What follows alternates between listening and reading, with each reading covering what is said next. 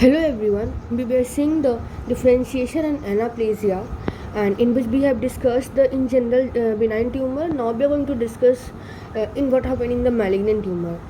So in malignant tumor, we see neoplasm having which exhibit the morphological alteration. Okay, so we see the morphological alteration in neoplasm, and they have the nature of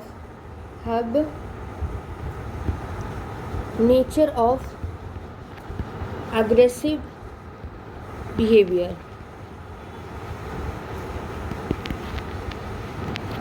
and the morphological alteration जो कि हम लोग देखते हैं malignant neoplasm में, कभी कभी ऐसा होता है कि वो बिट्रे कर देता है ना, the nature of aggressive behaviour. मतलब हमें लगता है कि मॉर्फोलॉजिकल अल्टरेशन तो सही है, ठीक है ना, तो इसका एग्रेसिव बिहेवियर नहीं होना चाहिए, बट हो जाता है. ठीक है, तो यहाँ पे वही लिखा जाता है कि सी द मॉर्फोलॉजिकल अल्टरेशन, ठीक है ना, दैट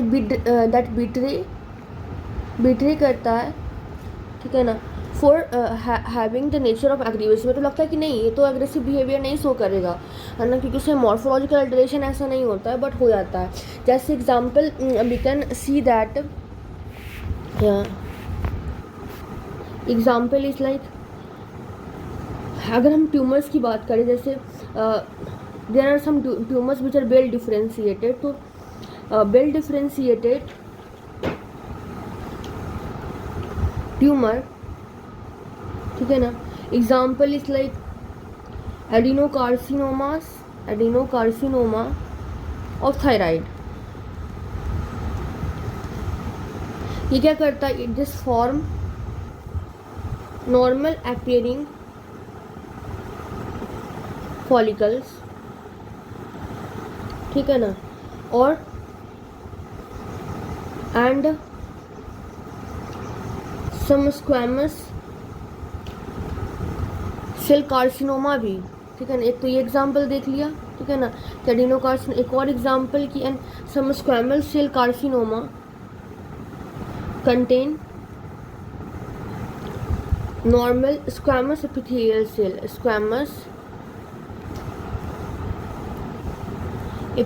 सेल, ठीक है ना. तो हम लोग ऐसे ही देखेंगे तो लगेगा नहीं, ये तो मॉर्फोलॉजिकल बिहेवियर में कोई चेंजेस नहीं है, मतलब कोई चेंजेस नहीं होगा. बट जब हम लोग देखते हैं इसका इन्वेजन, तो वी सी दैट कि इट हैज़ इन्वेड. तो तो malignant nature of this tumour it is revealed by invasive property, invasion and ability to metastasize. मतलब ऐसे तो हमने पढ़ा ना कि बिनाइन में अच्छे से दिखता है, वेल डिफ्रेंशिएटेड रहता है, और इसमें नहीं. तो this is the characteristic to malignant tumor. उसका इन्वेजिव नेचर देखते हैं तब हमें पता चलता है कि अच्छा, that is the malignant tumor. फिर हम क्या देखते हैं कि देयर आर सम ट्यूमर्स, ठीक है ना, जो कि हाईली एनाप्लास्टिक होता है. That is highly anaplastic. मतलब हाईली एनाप्लास्टिक मीन्स क्या होता है, लैक ऑफ डिफ्रेंशिएशन, ठीक है ना. They are highly anaplastic and they are poorly differentiated tumors, ठीक है ना. दे एग्जिबिट लिटिल और नो एविडेंस ऑफ डिफ्रेंशिएशन, ठीक है, कोई भी उसका एविडेंस नहीं होता है डिफ्रेंशिएशन का, ठीक है ना. अब ऐसा हुआ means this is the morphological appearance, ठीक है ना, जो कि मतलब जिससे ये ऐसा मॉर्फोलॉजिकल अपीयरेंस है कि वो हाईली एनाप्लास्टिक है, ट्यूमर अच्छे से डिफ्रेंशिएट नहीं हो पा रहा है, ठीक है ना. डिफ्रेंशिएशन का कोई एविडेंस नहीं है, मतलब ये ऐसा अपीयरेंस है which let you predict of malignant behavior, ठीक है. एक तो ट्यूमर ऐसा हो गया, वेल डिफ्रेंशिएटेड ट्यूमर है, क्यों पता नहीं चल रहा है, जब मेटास्टेसिस किया तब हमें पता चला, ठीक है. एक है हाईली एनाप्लास्टिक, और इन दोनों के बीच में जो भी ट्यूमर्स लाइक करेगा दैट भी बीच से मॉडरेटली वेल डिफ्रेंशिएटेड, ठीक है. अब ये तो हो गया. अब एक तो कैरेक्टरिस्टिक हमने एनाप्लेजिया देख लिया, तो इन एडिशन टू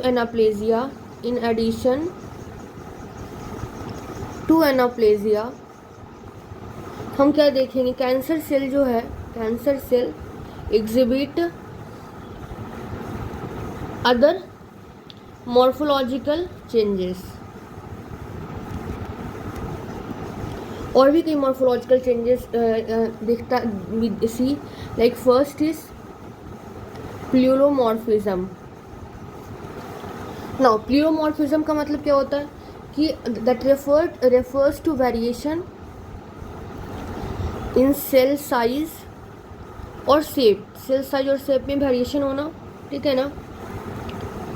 इसका मतलब कि जो मतलब कि सेल्स मतलब प्लूरोमॉर्फिज्म मतलब हो रहा है कि variation in cell size and shape, ठीक है। तो एनाप्लेजिया के अलावा ये दिख रहा है, मतलब कि ट्यूमर की बात कर रहा है तो ट्यूमर में प्लूरोमॉर्फिज्म की बात कर रहा है, मतलब ट्यूमर में अलग अलग तरह के सेल साइज होंगे, अलग अलग तरह के शेप होंगे, मतलब कि सेम ट्यूमर के अंदर, in the same tumor, within same tumor हम लोग क्या देखेंगे, cells are not uniform, cell are not uniform, they range from small cell, ठीक है, छोटा सा सेल, ठीक है, विथ एन अनडिफरेंशिएटेड अपीयरेंस हमें दिख रहा है। एक तो ये है, ठीक है ना, कि उसी ट्यूमर में सेल्स यूनिफॉर्म नहीं है, दे रेंज फ्रॉम स्मॉल सेल, छोटे छोटे सेल से, अनडिफरेंशिएटेड अपीयरेंस है। साथ में और क्या दिखेगा, और क्या दिखेगा, and there will be seen tumor गाइन सेल, बड़े बड़े सेल, ठीक है ना, very big, very large cell. और अगर हम लोग इस ट्यूमर गैन सेल की बात करते हैं तो ये क्या होता है, दिस प्रोसेस, ठीक है, दिस प्रोसेस क्या होगा, a single huge polymorphic nucleus, ठीक है, या फिर क्या होगा, एक तो ये हो गया। अदर्स में क्या होगा, अदर्स में हैव 2 और मोर लार्ज, 2 या उससे ज़्यादा, ठीक है ना, हाइपरक्रोमैटिक न्यूक्लियस,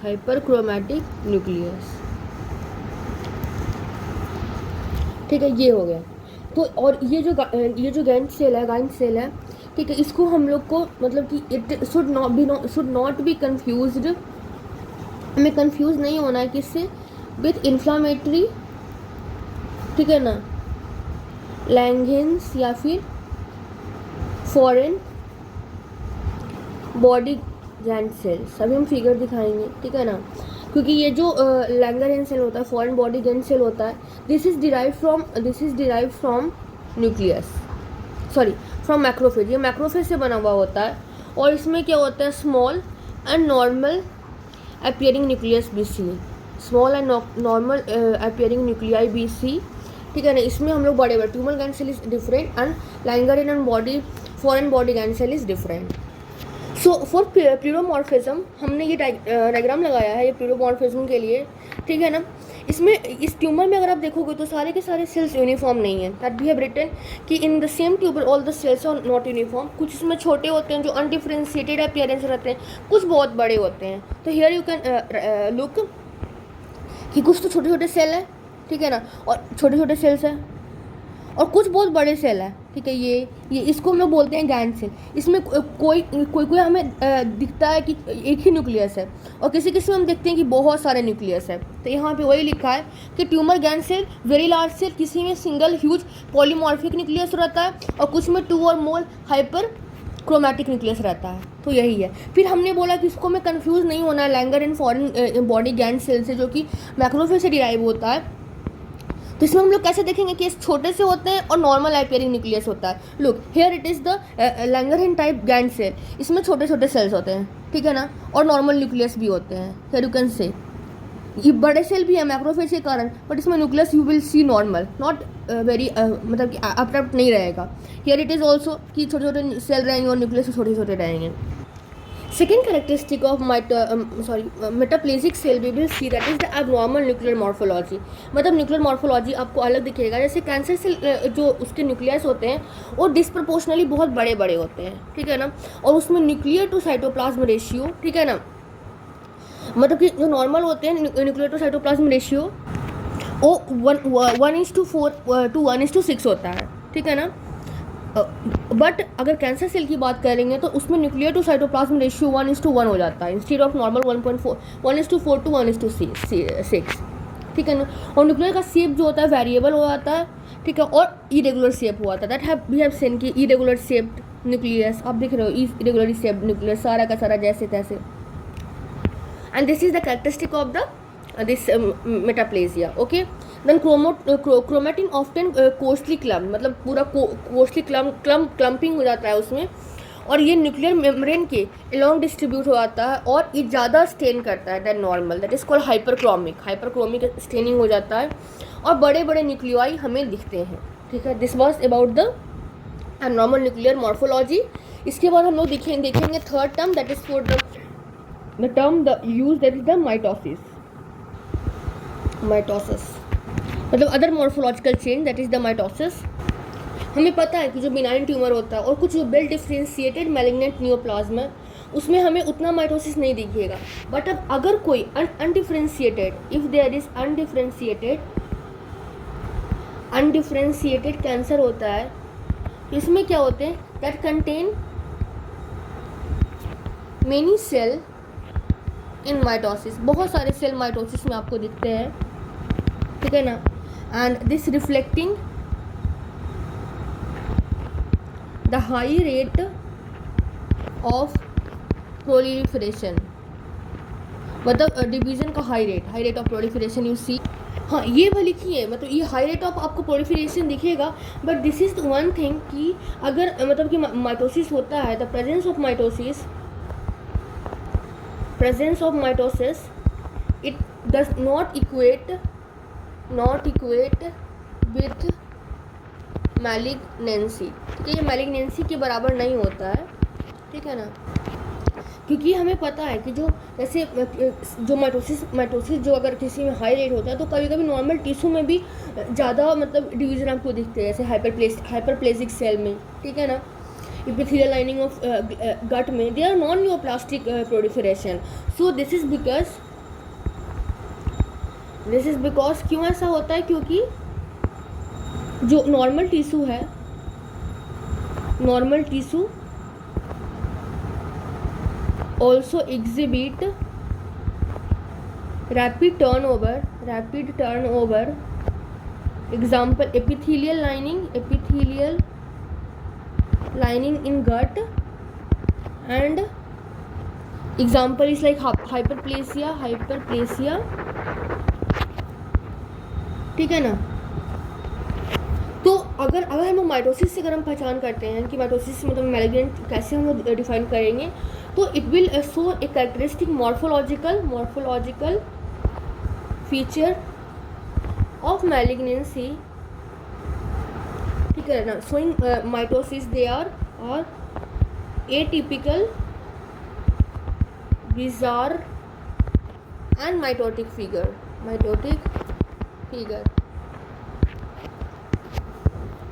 इसके बाद फिर ये हमने माइटोसिस देखा. Now fourth characteristic we will look that is loss of polarity. मतलब कि एक सेल दूसरे सेल मतलब दोनों एक दूसरे मतलब कि कोई इधर ग्रो कर रहा है कोई इधर ग्रो कर रहा है, मीन्स एक फिक्स्ड पैटर्न कैसे ग्रो करेगा.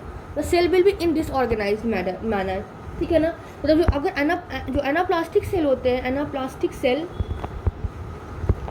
मतलब कि that will grow in disorganized manner.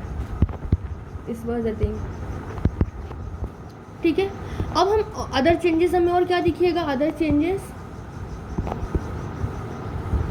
That will be जो ग्रोइंग ट्यूमर जो होंगे उनको ब्लड सप्लाई चाहिए होगा, लेकिन जो वेस्कुलर स्ट्रोमा होगा उतना सफिशिएंट नहीं होगा, ठीक है ना. तो इसलिए वो जो कैंसरस सेल जो मेटाप्लास्टिक सेल है उसमें कभी कभी हमें इस्चेमिक नेक्रोसिस भी दिखेगा. So growing tumor cell, vascular stroma insufficient. So the cancer will develop what? Ischemic necrosis. ठीक है.